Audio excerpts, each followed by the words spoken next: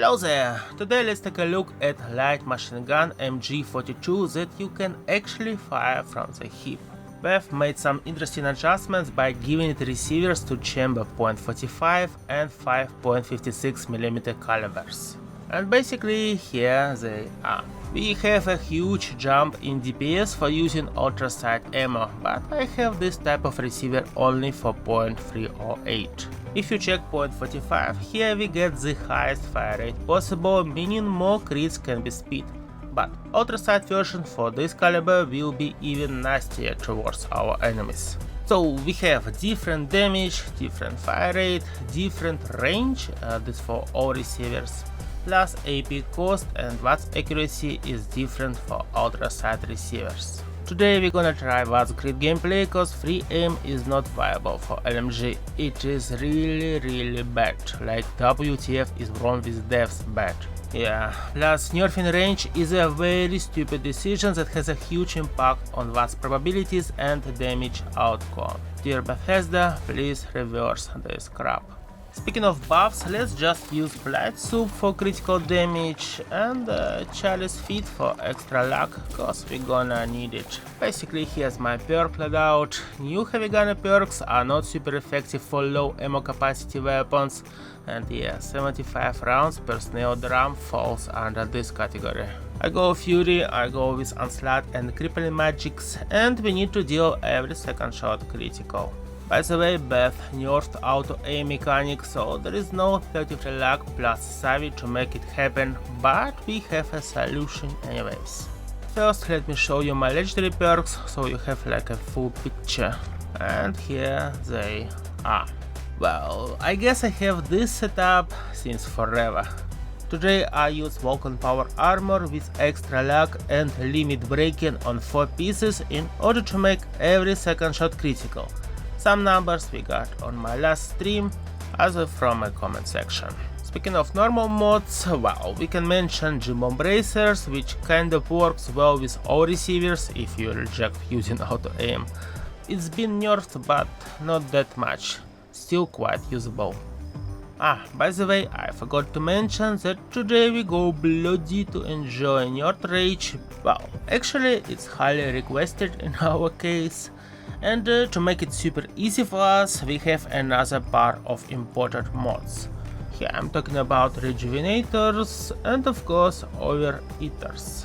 This would be enough to make everything working pretty much smoothly. So, for limit breaking and for luck mods, 1 Rejuvenators, full set of Overeaters, the rest is up to you. And in case of helmet, I kinda gotta mention that we have another buff for Vlad's accuracy. That doesn't do miracles, but better to have it anyways. Okidoki karaoke, let me show you my specials. In total we have 25 luck plus 2 extra points for Chalice feet, just in case of blood disease. Basically that's all from my preparation part, well, except for mutations of course. I forgot about company tier. And here's Chalice feet, plus 2 luck. Do not mind Cranberry Relish, and here my mutations: Adrenal Reaction, Bird Bones, Eagle Eyes, Egghead, Herbivore, Herd Mentality, Marsupial, Black Walker for some reason, and Speed Demon. We don't need Egghead, but Eagle Eyes yes. 5.56 receiver struggles with the first mini hawk, but the full potential is quite crazy anyways, cause Onslaught stacks to magic and we have more buffs working, such as Adrenaline and Adrenal Reaction mutation. Then we have .308 that has the same fire rate and slightly better damage power. I would say 5.56 is better just because of ammo cost, so the difference in damage is somewhat pointless. .45 has better fire rate, meaning more crits can land, meaning the overall performance is way better against everyone. .308 Ultra has better damage outcome with less fire rate. Everyone dies without even thinking to get born again. Less ammo per mob needed, so more ammo preservation. The best receiver here would be this one, cause double damage from the very first shot and no struggling at all makes a lot of difference. By the way, we don't have that many shots to fire due to a limited amount of action points. Yeah, we can use conductors here, but pinpointers buff is so F-word yummy, so I could not resist. And here we have someone who is far away, so we can't deal a whole lot of damage, and yeah, we have to get closer. Basically, the whole suckiness of the situation is lying within effective range of a random crappy airgun that somehow we are forced to enjoy in a freaking anti-aircraft pew-pewing. In fact, the effective range should be around 1 km, which is way over 3000 feet.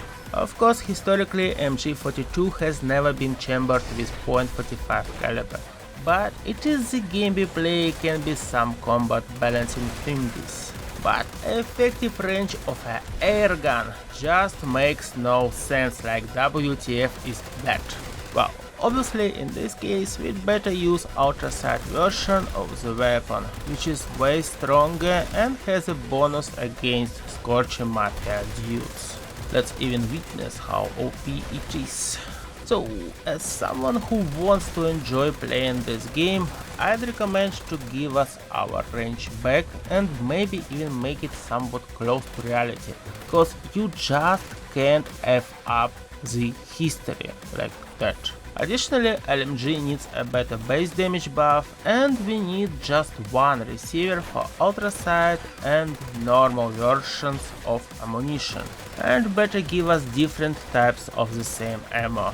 One armor piercing, another one that does more damage but kinda reduces overall armor piercing effect, something with poison, something with cryo pyro magic. That would be fun. Well, ladies and gents, let me know in the comment section what you think, and what else can I say. Big thank you for watching, I will see you later, bye bye bye, bye bye.